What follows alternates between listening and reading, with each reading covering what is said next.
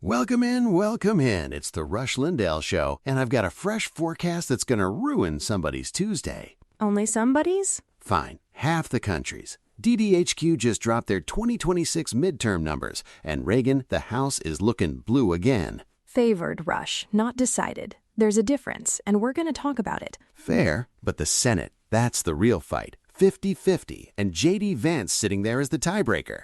That's the number everybody's fixating on, and I want to know if it's actually earned. Oh, it's earned. And here's the thing. We're building this whole hour around what I'm calling the Senate Firewall. You named it already? I named it in the shower this morning. Of course you did. We're also getting into the House math, how redistricting quietly moved some seats around before a single vote's been cast. And later, Rush is putting on a little theater with a DNC war room bit that I fully intend to ruin.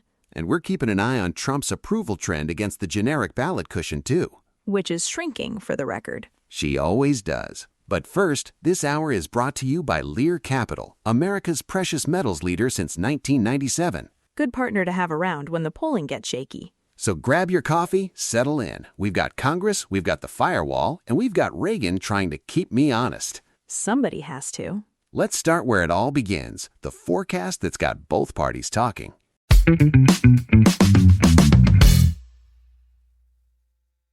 Before we dive in, a quick reminder. We love hearing from you. If you have questions or topics you'd like us to cover, head to the link in the description and submit your question. We read every single one.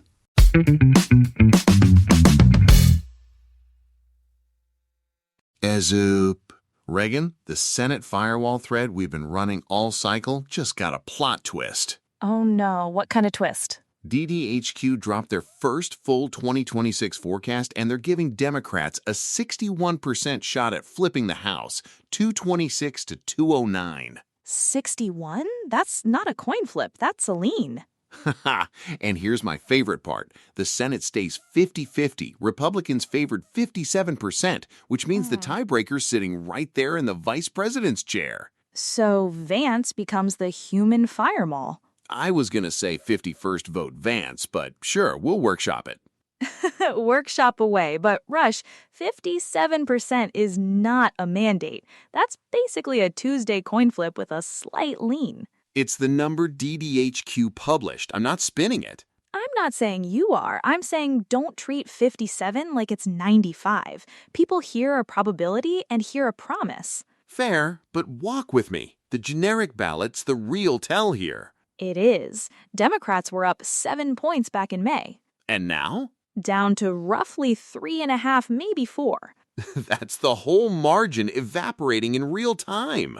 Which is exactly why I don't love treating either forecast number like gospel. The environment's moving under everybody's feet.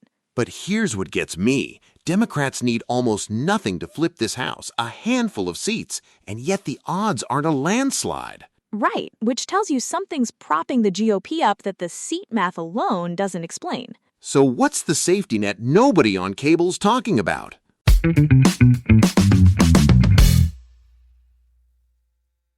Laying in, building on that math, here's a number nobody on cable wants to touch. Go on.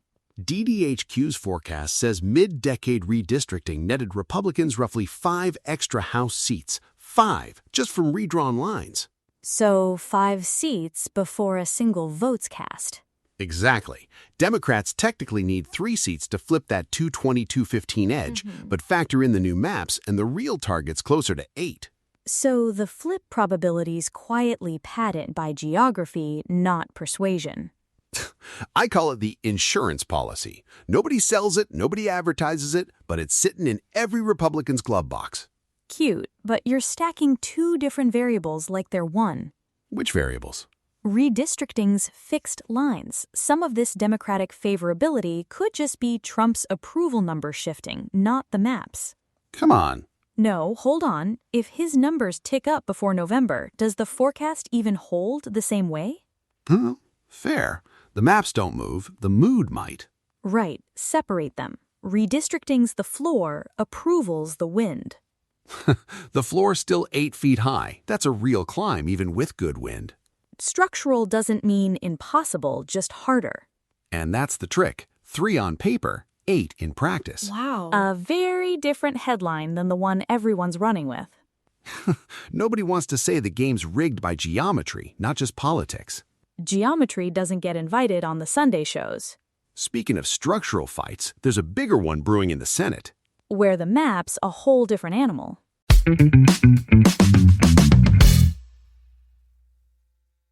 Shifting to the Senate, this fight's the polar opposite of the House. Republicans hold the ground already. 53 to 47. Democrats need 4 seats to flip it, just 4. Doesn't sound like much, does it?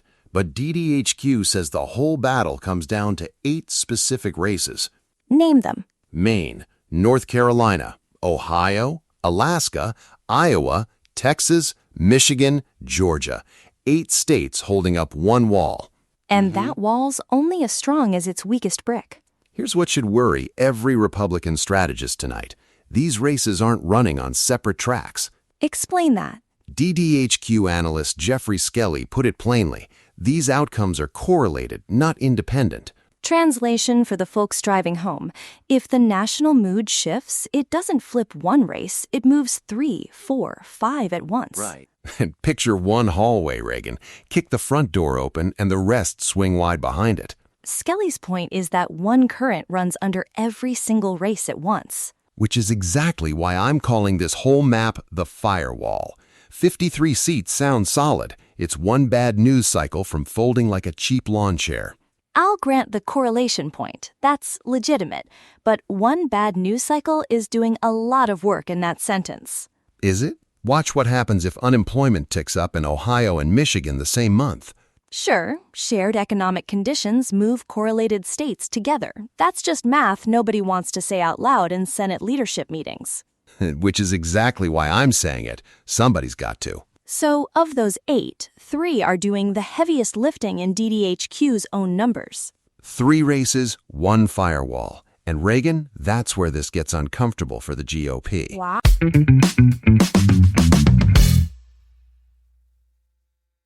Building on that, let's stress test the Firewall, North Carolina first. The open seat Tom Tillis is leaving behind.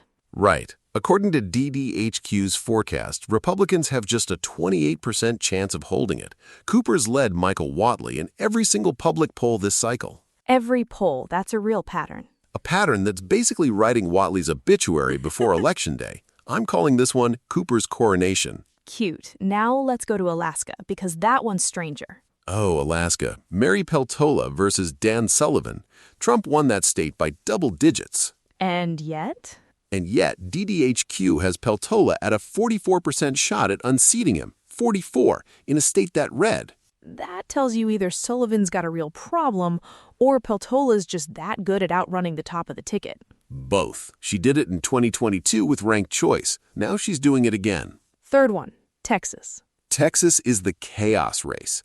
Ken Paxton knocked off John Cornyn in the primary. The sitting senator, gone. An incumbent senator loses his own primary? Bloodbath. And now Paxton's facing James Tallarico, and DDHQ's got this listed among its top toss-ups nationally. Give me the nickname. I know you've got one. It's Paxton versus the preacher. Tallarico's got the seminary background. Paxton's got the impeachment file. Pick your Sunday sermon. Fine, I will allow it. But I've got a problem with the Firewall thesis. Go ahead. You've named 3 races. Even if Democrats sweep North Carolina, Alaska, and Texas, that's 3 seats. What's the 4th? That's the actual math problem, isn't it? It is. 4 net flips gets them to 50-50, and Vance still breaks that tie the other way if they stop at 3. So even a clean sweep of the big 3 leaves them 1 short. 1 short. There's a 4th domino somewhere on that map we haven't named tonight. Suddenly, the Firewall's looking a little sturdier than I gave it credit for. Sturdier, but that 4th seat still nowhere in sight. Which is exactly why some folks are already measuring the curtains over at the DNC.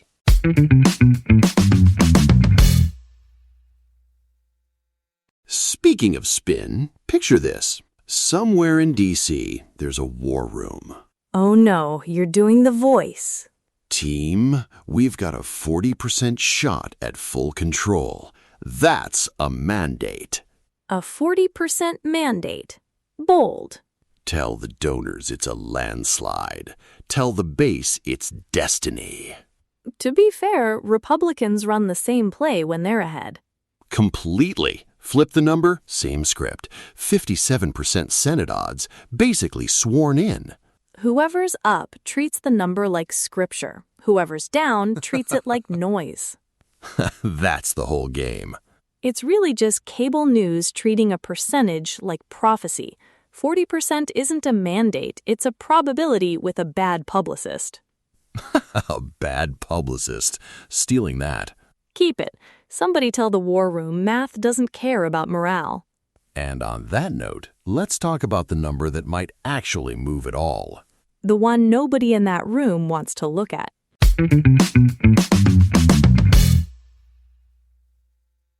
Forget the war room bit for a second. Here's a number that actually moves things. Go on.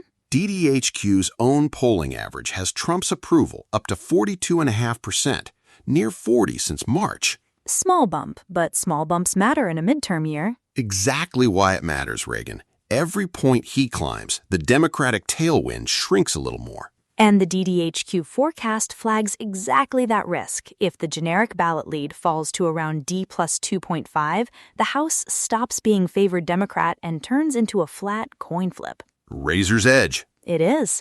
So which moves faster, approval numbers or actual economic anxiety in people's wallets? Anxiety wins. Grocery prices don't wait on a polling average to catch up. Sure, but polling doesn't always catch anxiety in real time either. The lag runs both directions. So we're both flying a little blind here. 100 days out, we're flying very blind. That's not a hedge, that's just the calendar. Fair enough. Uncertainty cuts both ways. For us, for investors, for anybody with skin in this race. Right. Speaking of skin in the game. Quick word from our sponsor. Since 2020, the silver price has risen more than 220%. Why? Because rising demand for solar and electric vehicles alone has put silver supply into a deficit. But now there's another industry, AI. Data centers, robots, and quantum computing could require so much silver that silver supplies could be obliterated. Could silver rise another 220%? Find out by texting RUSH to 43343 to request their special report, The AI Revolution. See why billions are being poured into AI and how silver could be your best investment this year. Also ask how you can get up to $20,000 in bonus silver. Lear Capital, your trusted source. Over $3 billion in transactions and thousands of 5-star reviews. Text RUSH to 43343. That's the number. Write it down. 100 days changes minds. Numbers won't sit still. Neither will we. Let's put one on the board.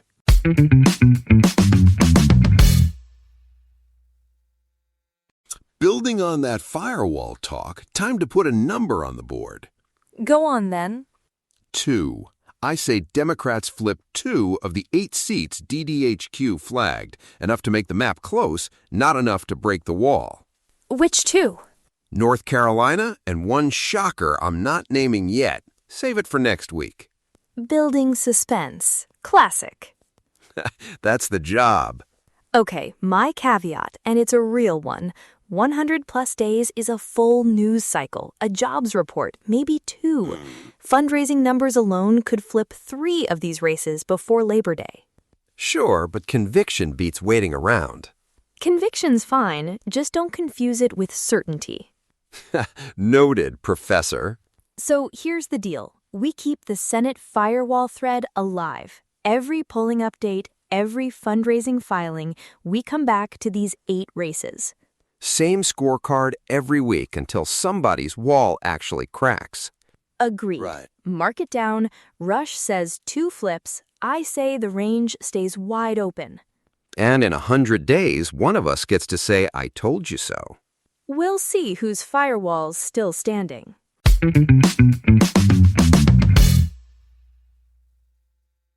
So today we dug into DDHQ's new forecast. Democrats favored for the House, Senate frozen at 50-50 with Vance holding the gavel. And the number that stuck with me, Skelly's firewall idea. Those 8 Senate races moving as one block, not 8 separate stories. Right. My take? 2 of those 8 flip blue by November. Mark it down. 100 days of polling left, Rush. I'm not signing that check yet. Workshop it with me next week. Deal. The takeaway, probabilities aren't promises. Watch the trend, skip the headline. Exactly right. If you like this one, hit subscribe, leave us 5 stars, tell a friend. New episodes every weekday. We'll keep tracking the Firewall race by race. Thanks for spending the hour with us. See you next time.